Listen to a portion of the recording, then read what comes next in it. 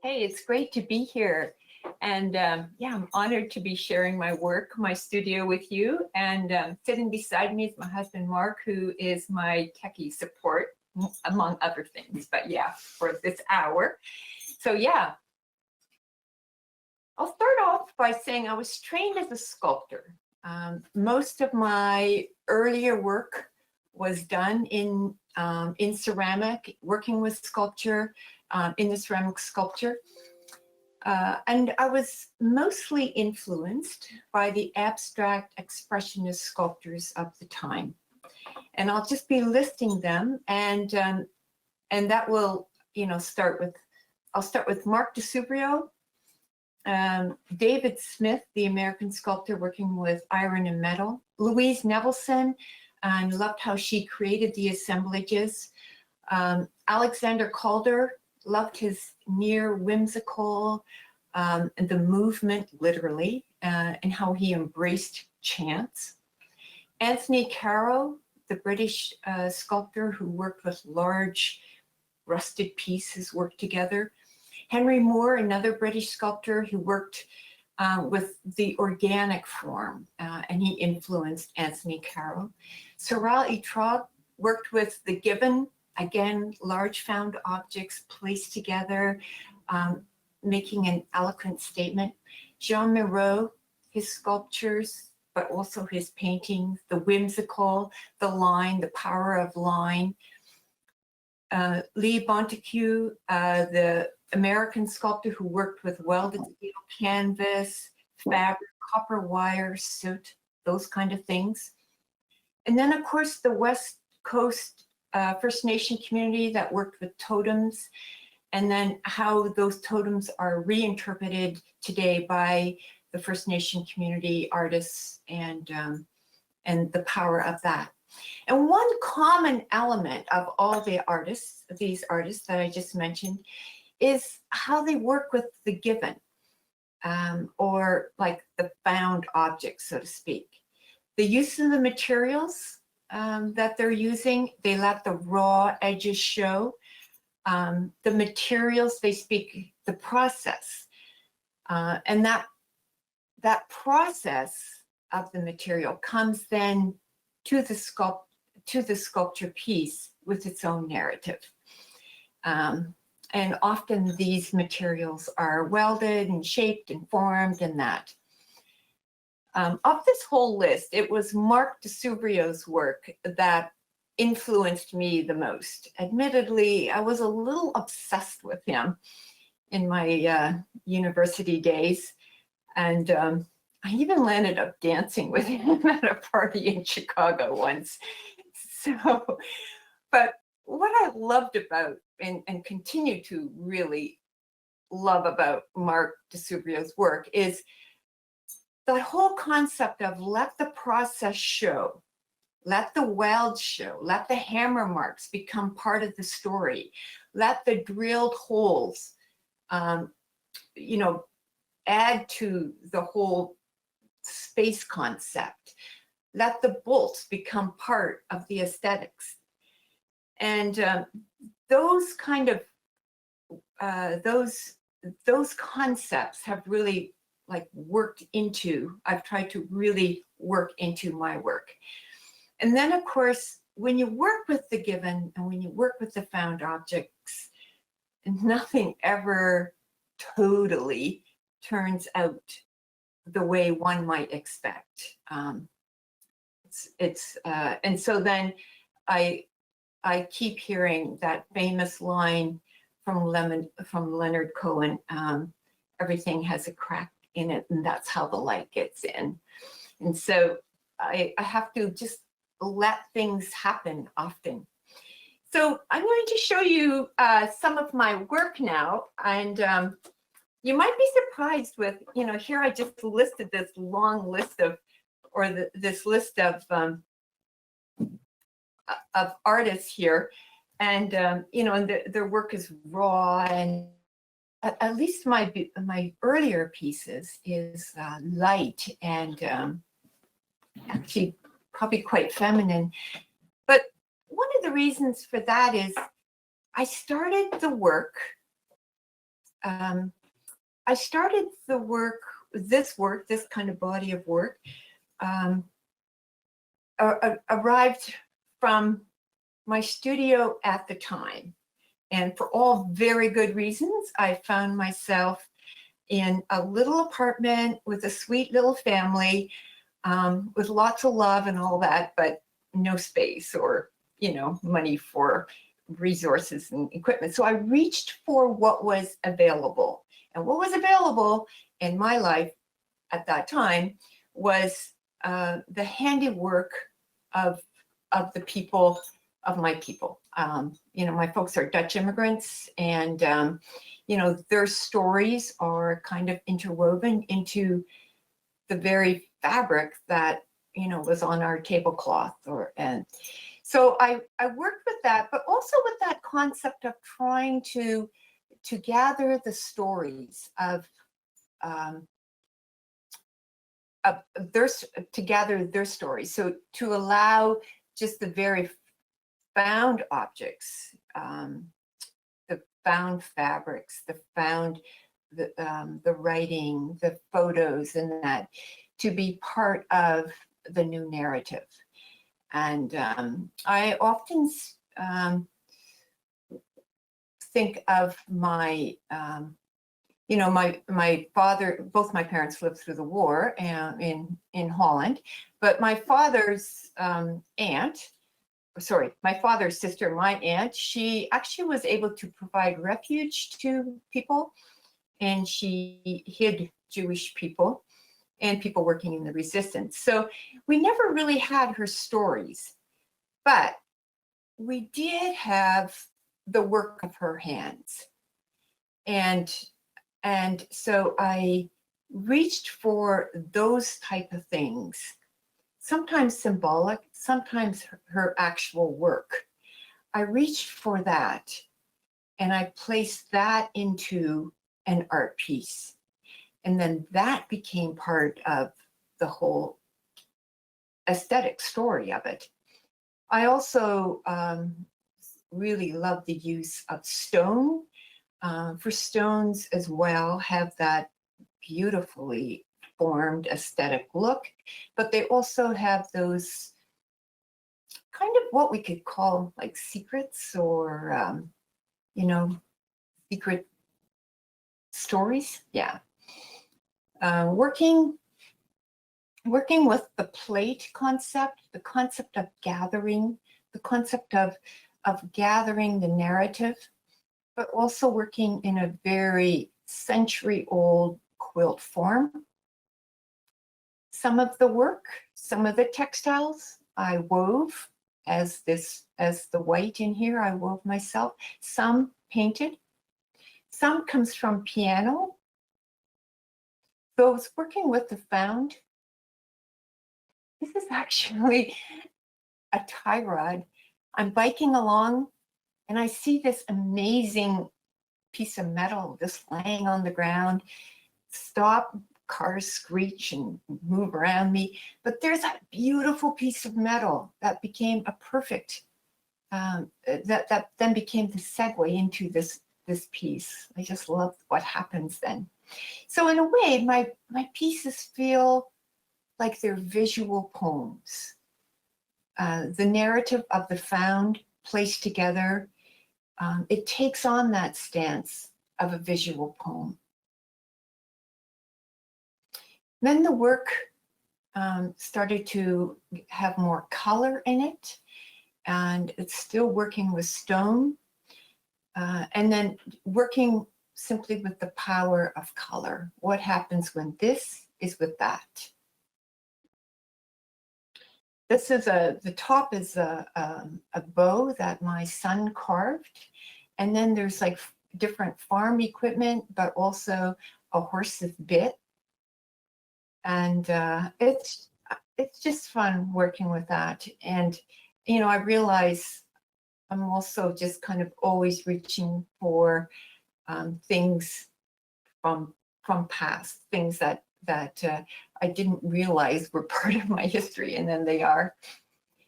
These piano pieces, my friends Rick and Lori Hill gave me their piano, and it was like the first time I noticed that there is like all this incredible like shapes and forms and that in the piano, and I just love what happens, you know, with that. Here's a part of a drill, piano wires, some slag that comes from the CN Railroad. This is the painting on this. We were in Algonquin. I was noticing the near dance lines of the clams in the shallow water in the early morning, and just like the randomness of that. Or were they random? They sure look like the stance of a branch, or the direction, you know, of I mean, just how it's excuse me, they even look figurative, like a person dancing. This piece, it has a bit of my own weaving in it, the ceramic, the stone, but then also the found fabrics in the back. And then I'm working more with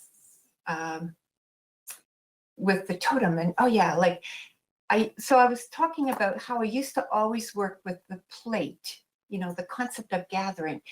And then my studio got larger, my palette got larger, and my plate got elongated into this beautiful shape of that universal shape of the canoe. And, it's such a beautiful shape in and of itself, but it also is so rich symbolically. So just kind of summing up, just some of the things that I'm trying to, or working with and towards. So I work with multiple materials such as fabric, branches, copper, ceramic shards to create an assemblage as part of a visual language. Creating with many materials allows me to weave their histories together, suggesting a new story. The narrative speaks of divergent cultures, histories, and generations. And then by integrating branches, fabrics, and copper, I work to create a delicate balance of color and shape with the underlying histories of the textiles and found objects interwoven into the essence. And then textures, embroidered cloth, the hand-woven tapestry, and the sculpted needlework all depict the mystery of an untold story. So, here are two canoe images, working with ancient fabric that I purchased at the Textile Museum, but also new fabrics that, like Jessica was saying, I sometimes purchase at a secondhand store or a fabric shop, or, just anywhere, as long as it invigorates me with ideas and joy, if I may use that word here. So, here's just a different kind of placement of all these different things, the stones, the textiles, the fabrics. The elements of art, color, line, texture, and shape, convey some of the journeys we embark on in our lives. Our journeys travel paths known and unknown and bring experiences seen and unseen. The blessings are counted, the goodness and the strength of these experiences are recorded. And then branches in an art piece introduce the concept of earth movement. The branches are like a signature of earth. The stroke of a branch, like a stone or leaf, is the marking of the earth. When I sculpt them together with other materials, the branches seem to take on the stance of a dance. And then through the generations, often stitches and handiwork form the only recorded history of the untold number of women who worked, toiled, and shaped their nation. It is thus with reverence and respect that I place found, embroidered, embellished, and stitched fabrics into a dialogue with other found objects. When I place them in the traditional form of a quilt and then stretch and sculpt them into a totem, I just love watching that new piece emerge, giving voice to stories untold. And then, back to the canoe shape. I love working with the canoe shape. It's reminiscent of a vessel. The shape used for gathering, collecting, and providing. It is the shape to move us beyond the places seen and unseen. The shape symbolic of what can carry us to reach out to our dreams. And then I find totems a compelling structure of ideas and stories. Standing tall, they're like visual poems depicting narrative in startling arrays of color, shape, and form. When I use textiles embedded with cultural overtones, the totem pieces seem to capture the cadence and rhythm of intimate, familiar places, near the heart, and far in space and time. So that's kind of, just a quick kind of like summing up of what I'm working constantly, what's constantly I'm working on in my studio. I want to now show you a sculpture commission that I did in 2011. It's called the C Formation, and it's presently part of the Coburg Community Center that was built in 2011. And it was commissioned by the town of Coburg. And many of you know, Coburg is this little town where I live, right on the shore of Lake Ontario. And the sculpture is at once whimsical and full of detail, capturing the spirit not only of the surroundings, but also of the community. And it was a community project that I proposed, and so did. So I gave different workshops with the community, and a lot of children were involved, a lot of adults. We made 100 of these fish. The town gave me 6 men in harnesses and 2 scaffolds, and we went, we hung them. My friends helped, Ed Hagedorn, Kay Jackson, that was all part of it. And the community really came together, and I love just working with the children. And since then, I've done a number of these projects in schools. I've gone to the schools. Each student has worked with the fabrics and with the textile. And then I put them all together and they hang in the school. Not 100 fish like with this one, but yeah, I think the last school I did, there was 30 fish. And, just speaking about the concept of color, and the power of color, and how each child, even if they only put 2 or 3 pieces of fabric together, what they do is absolutely unique, and no one in the world would ever do a piece exactly like them. So that was and continues to be a wonderful, wonderful project. And earlier I was telling Jessica, just like some of the stories that the young children talk about when they're working.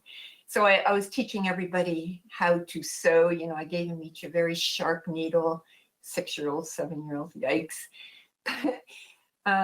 These little 7-year-old girls were working together, and they were chatting, and one said, "My grandma taught me how to sew."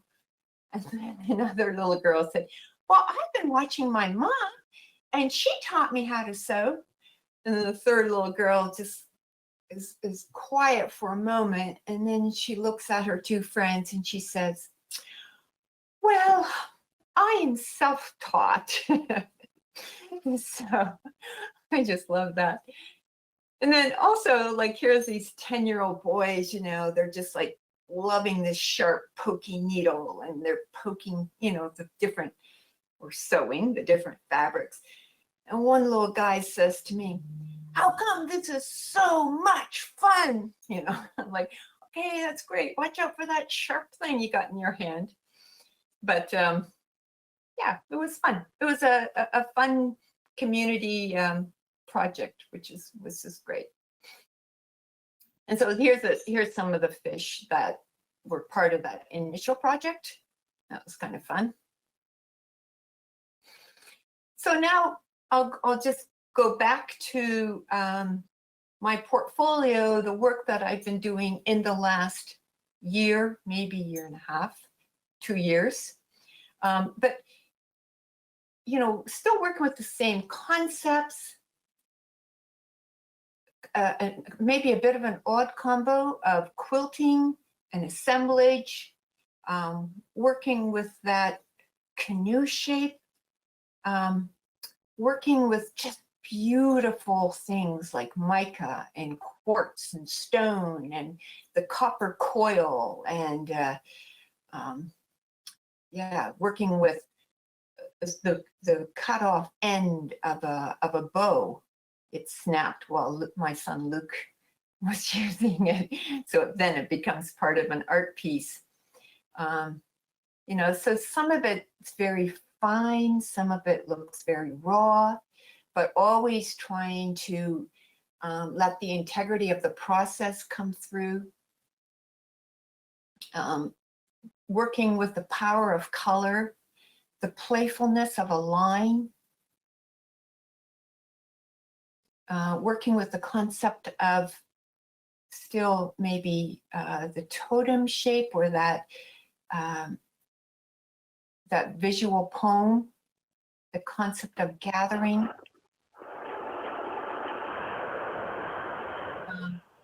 Working flat. This is a lovely piece that is at the Oeno. I just love how,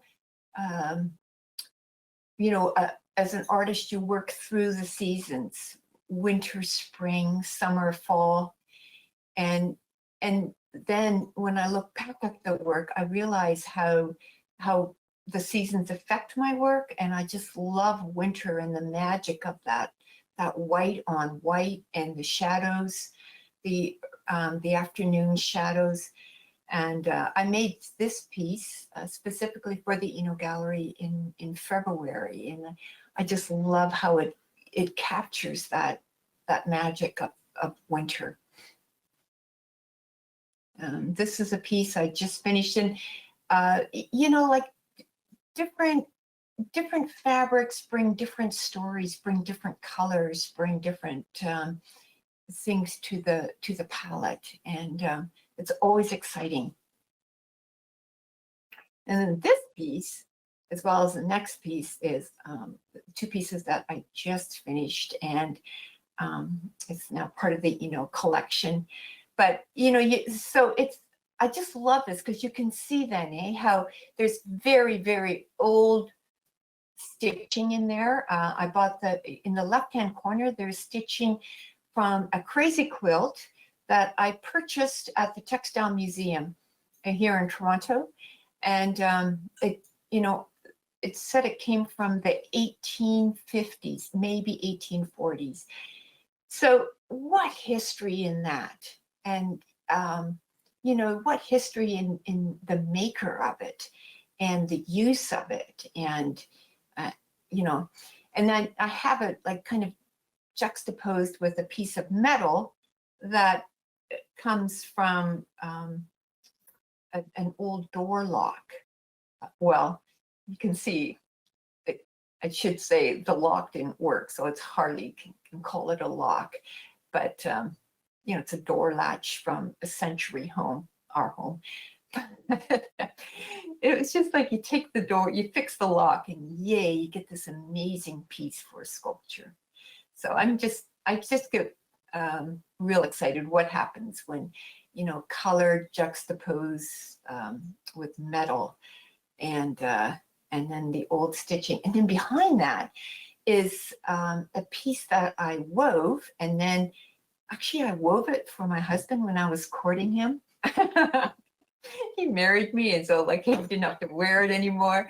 No, so then I took it, cut it, painted it, and it's just fun how things like with that kind of history comes back up into the artwork. And then there's also this piece, and it's called Monument, and it too has some pieces of that log, but that, you know, the incredible energy of that copper swirl, the blue, the pastel. So that's really fun. So now I'm going to show you two very quick videos. One is how I wrap the sticks in copper wire. And I should say I should do a shout out to my father and his buddies. My father passed away last year around this time. But, you know, as I said, he was in Holland during World War II, immigrated.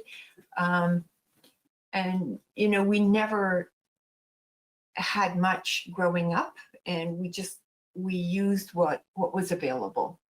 It's kind of how that, I realize how that's come into my artwork. But Dad, he would take apart motors and he would find copper, the copper wire for me in the motor.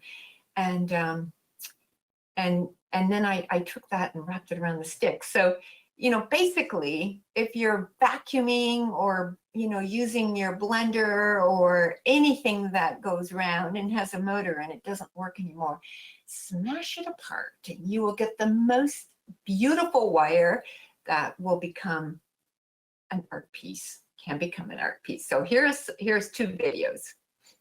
And you know, it's any art piece, every step of the way, aesthetic decisions are being made, including wrapping the stick. So here goes. I'm actually using, this is an old Bernina sewing machine that my son put a drill chuck on, and I can just open it. I open it up here and put the stick right in here and close it up like that. And it's actually the bobbin thing. So, you know, instead of winding a bobbin for the sewing machine, I am winding a stick with copper. So here it goes.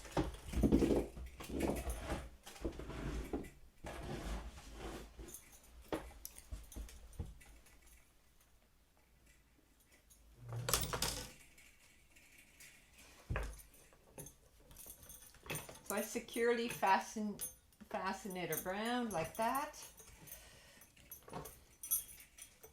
And I just pretend I'm wrapping a bobbin.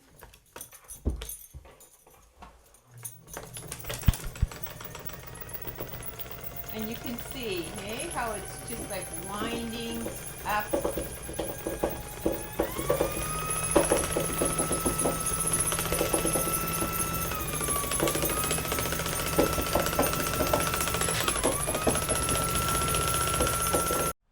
The results of the heat on the copper is absolutely beautiful and very exciting for me to see what comes from it.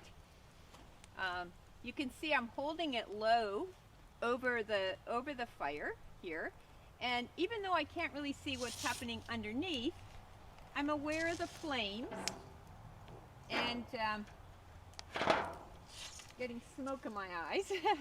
I'm aware of the flames, and I can kind of tell what's going to happen here. When the heat affects the copper, it will discolor it. And I can already see a bit of color happening here, a bit of the darkening.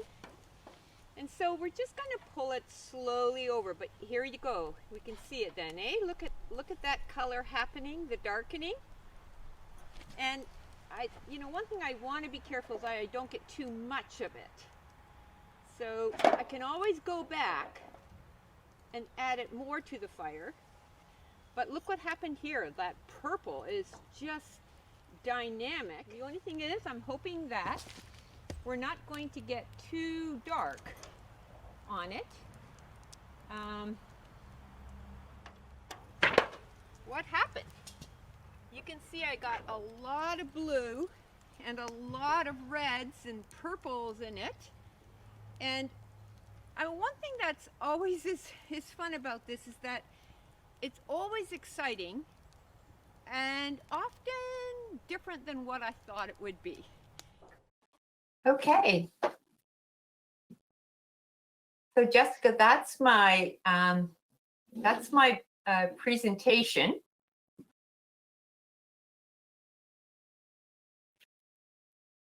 That's fabulous. Thank you so much, Alice, for that. Mm-hmm. I'm going to close the screen. Mm-hmm. Great.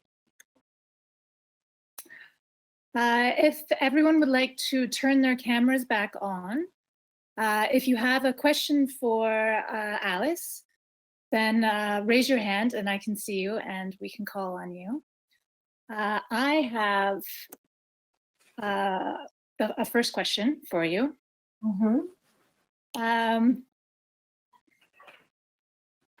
You were strongly influenced by the process art movement and are compelled by the stories that reveal themselves in found objects. I'm wondering, how does this influence your making process? Do you begin with an idea or do the materials drive the making? Essentially what I'm asking is, how do you start? How do I start? I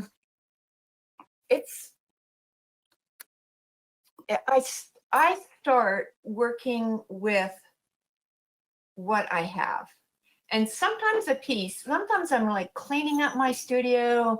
I don't clean it enough, but I'm cleaning up my studio. I'm like crawling on the ground, finding all these little bits and bobs and stuff. And then just the concept of putting two things together, it's like, oh my goodness, this is so amazing.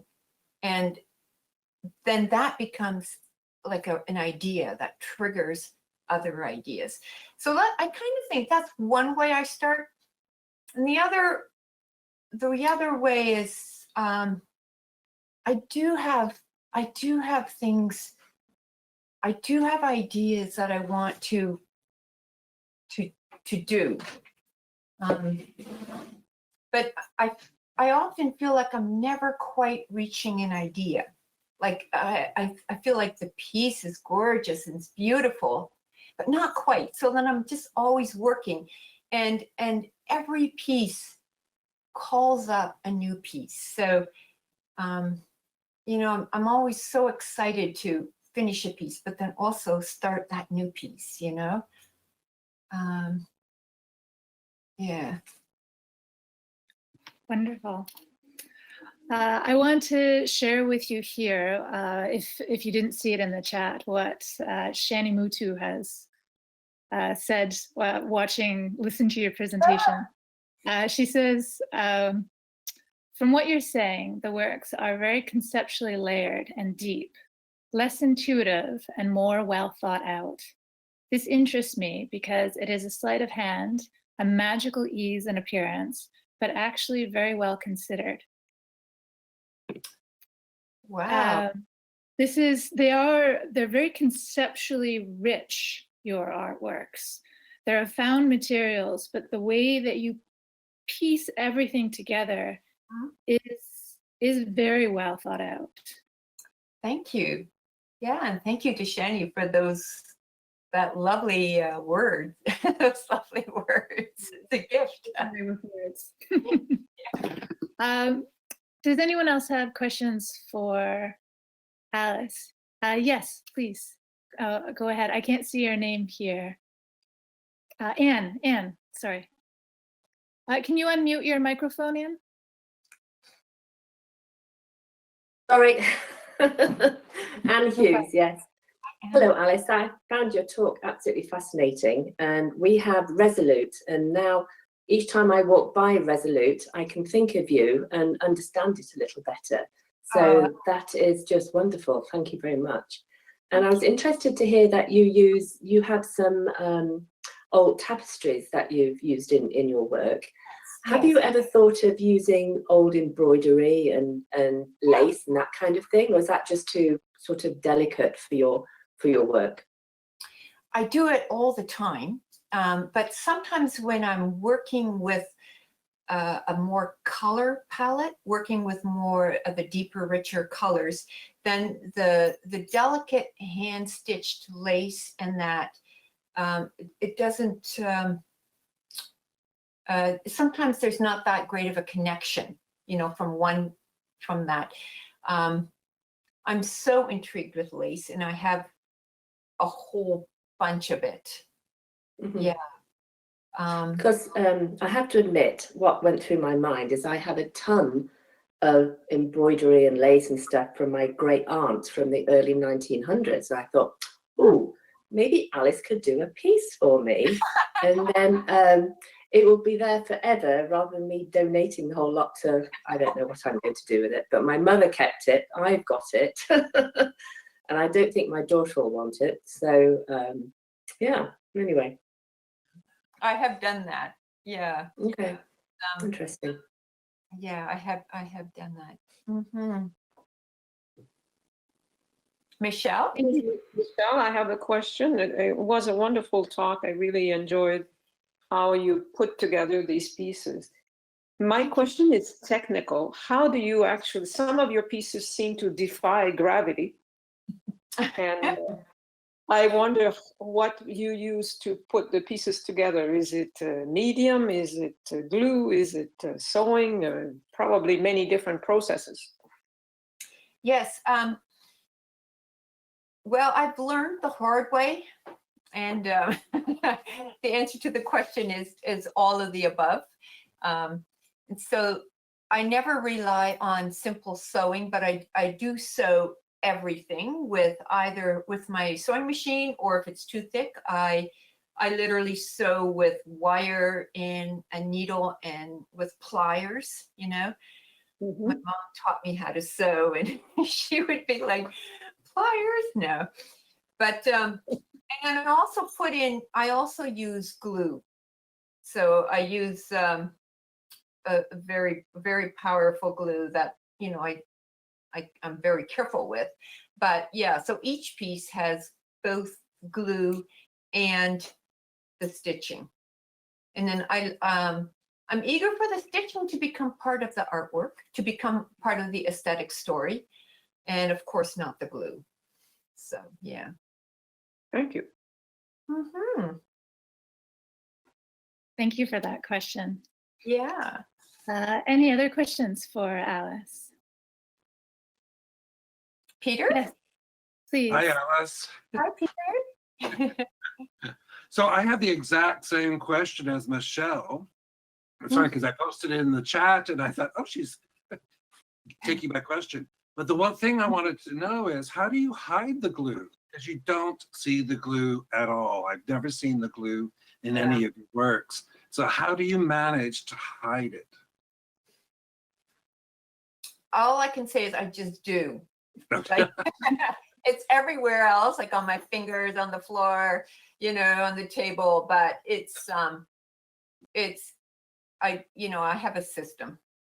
So Is it become transparent as well when it dries?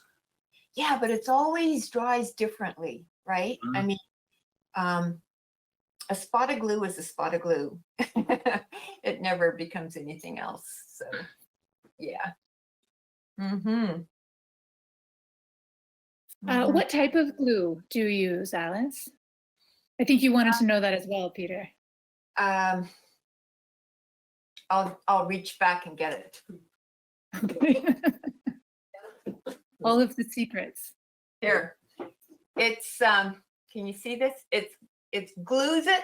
I buy from Home Hardware, and I buy industrial strength, and it has a picture of a big transport truck on the packaging. So I still don't trust it. I mean, you can't trust anything, right?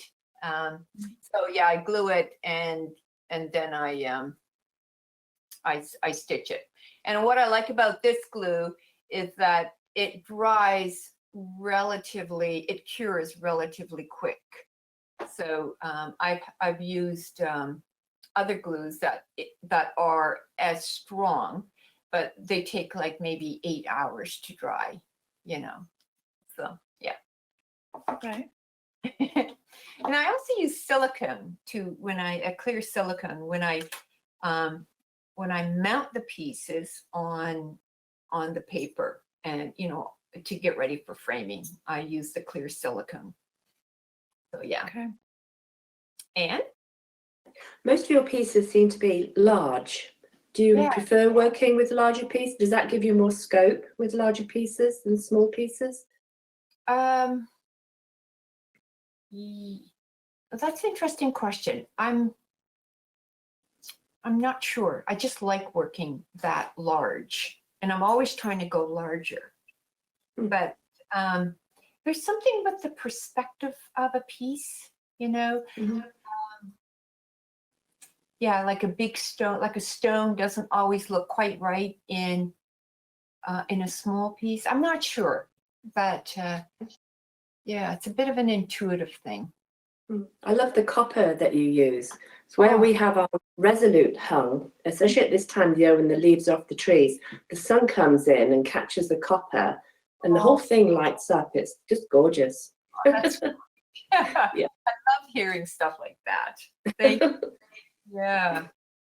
That's a Mhm. very interesting comment, actually, Anne, because you were saying when we were speaking earlier, Alice, that a lot of your works take on a seasonal character, and that you'll be influenced sometimes by the season, or the artwork will become attached to a season in some ways. Yeah. I find like even visually, like in the winter I ski a lot and cross country, you know, so there's lots of trees then, not the downhill with the trees, but I cross country ski a lot in the winter, and there's always like just the linear kind of sculptured forest, you know, and I find just that really kind of influences the work.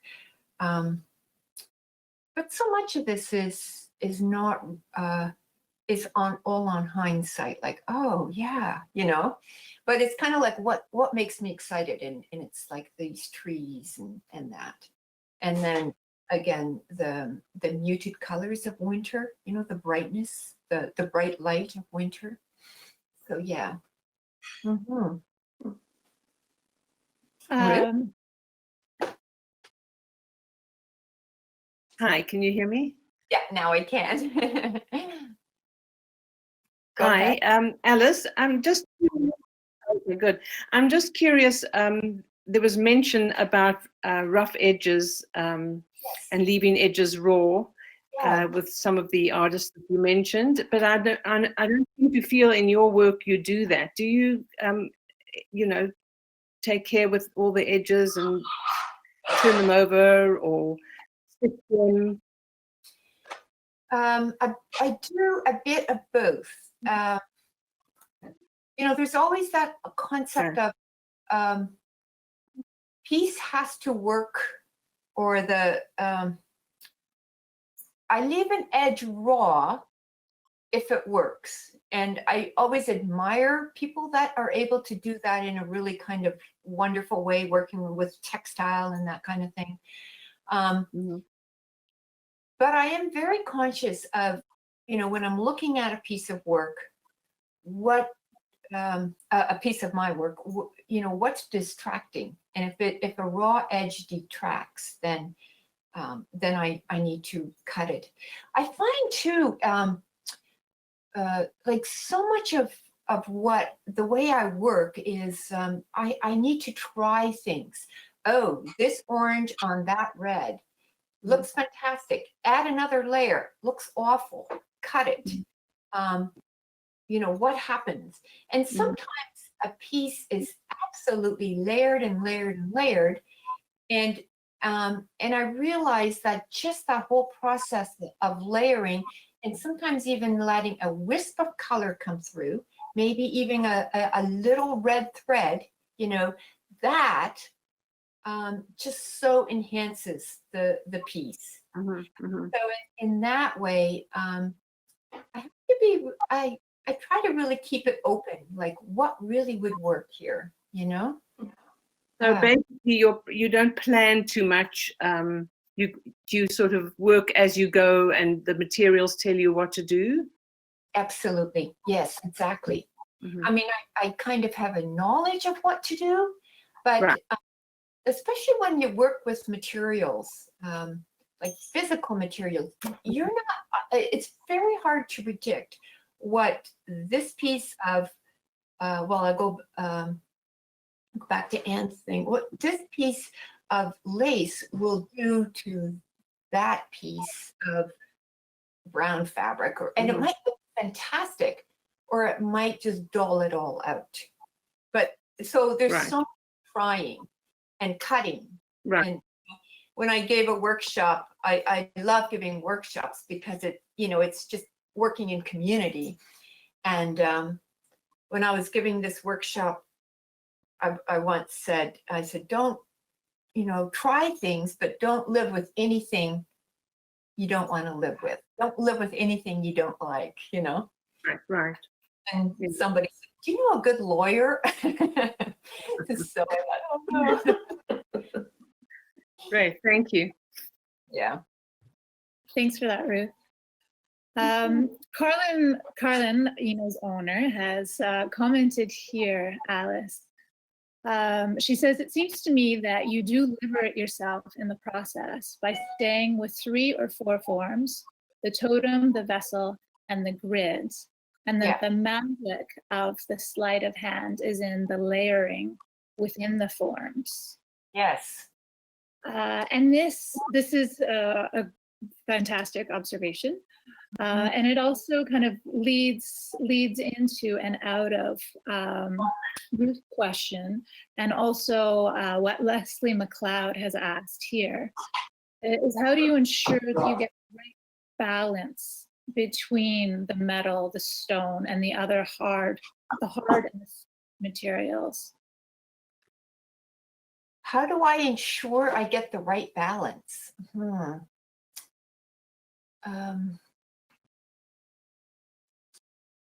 I don't know. I mean, I do know. I'm working with it all the time, but it's definitely something that I have to see that I'm doing. I'm trying it. I know it, but I can't explain it. Does that make sense? Yeah, I can appreciate that. Mhm. Jenny, you have a question? Sort of intuitive, isn't it? Yes, thank you. Mhm. It's intuitive. Yeah, it's intuitive, but I've done it many times. And one of the reasons I work with 3 or 4 forms, and I always start with every piece when I have an idea happening. I then I start with the size, you know, because I feel like everything needs a boundary, you know, like maybe an idea is 3 or 4 pieces, you know, maybe it's this, maybe it's that. But it's kind of like harnessing. How do you harness the wind? How do you harness ideas? And I kind of, I've worked it out. 4 ideas, those 3 or 4 forms are like a wonderful way to harness. It gives me energy. Mhm. Mhm.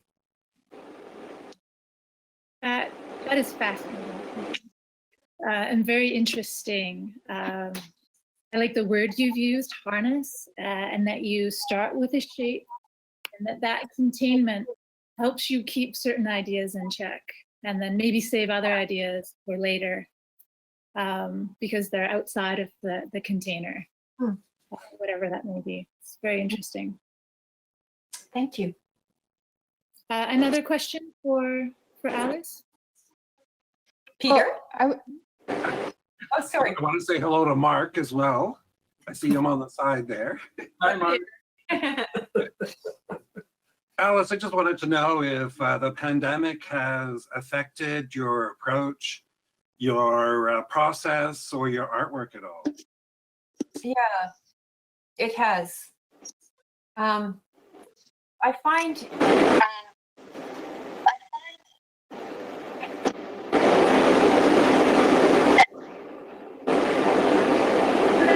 Everyone who's not speaking to mute their microphones. I'm not sure if we have an internet connection or a sound issue. Thank you. Please go ahead, Alice. okay. Is that me? No. I found one. Oh.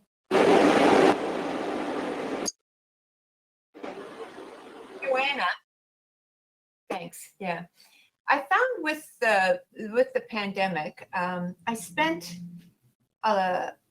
been spending a lot of time in the forest with my friend Leslie. It's in her forest, and we started just making things from forest.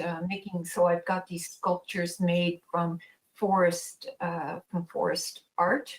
Yeah.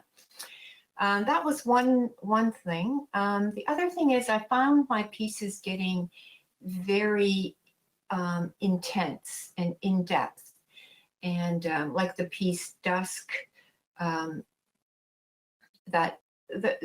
Monument. They're intense. They're worked over. Like I found that a piece took me much longer.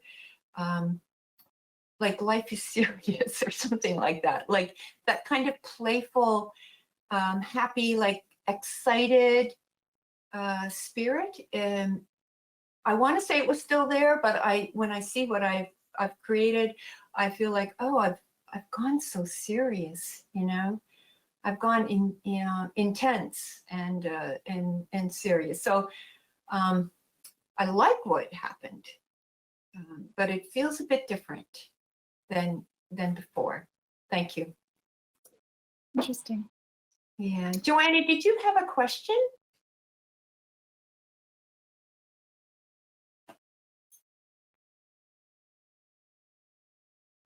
Joanna from Cranbrook. Please unmute your mic now, Joanna. Unmute your mic. There you go. Yeah. There we go. Yeah. Yay. Okay.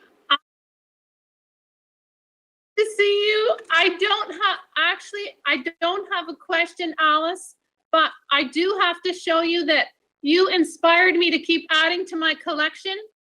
So here I've got my rocks and my twigs and all my goodies and much more. And every time I look at it, I think of you and how you inspired me. Hey, thank you. So thank you. That's wonderful. Thanks, Joanna. I know Shani has a question. Would you still have a question, Shani, or did it get answered? Could you unmute your mic? There you go. Yes, I'm unmuting it. Can you hear me now? Yes. So actually, you did answer my question in various ways. I was thinking how much your work feels like, looks like, and what you say about it sounds like poetry. And I was wondering, what outside of the materials and the work itself, the working itself, inspires you? But you spoke about, the seasons and about skiing and so on. But I was wondering, living in, these smaller areas, if you're in conversation with other artists, and who and what outside of the work creates a fire under you. Who and what outside the work creates a fire? The written word does. The reading.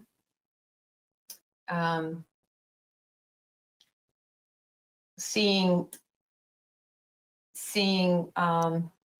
sculpted landscapes, you know, driving through the mountains. Growing up on a farm, I spoke of, you know, DeSubrio and all those, DeSubrio, David Smith, and all of those sculptors, including Henry Moore. In some way, what they did totally resonated with me because I grew up on the farm. I grew up looking at beams in the farm beams, barn beams, and rusted metal, and you know, the manure spreader left out in the field, and so it just made so much sense here. When I started studying art, I thought, oh my goodness, these guys are using what was just part of my everyday life.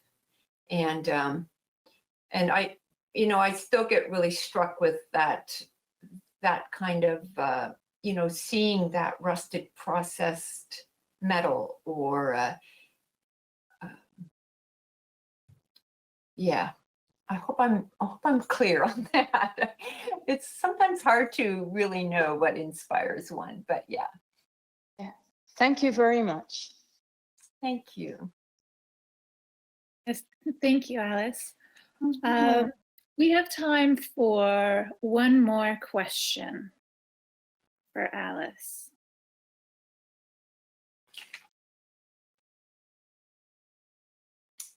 What I'll is go. next? Oh, Michelle, is- all right. Great question, Michelle. What comes next? Yeah.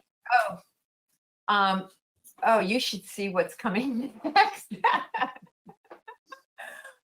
I would love to do big outdoor sculptures, working with copper, working with the branch, like the found objects, working with stone. Yeah. But that's been what's coming next for about the last 5-10 years. So I must admit, I work with what I'm excited about, and you know, even though like I just love working with that vessel shape, and I love working with copper, and so I just get excited with that. Thank you. It's a great question. Everyone, thank you very much, Alice, for sharing this with us today. I have learned so much about your process. It is incredibly thoughtful, and as Carlin commented, also very meditative. There's something very beautiful about your work. It's easy to sink into and look at for a long time. And thank you, everyone, for attending today and your fantastic questions. It's been a very enjoyable noon hour. Thank you. Great. Thank you, Alice. Bye-bye.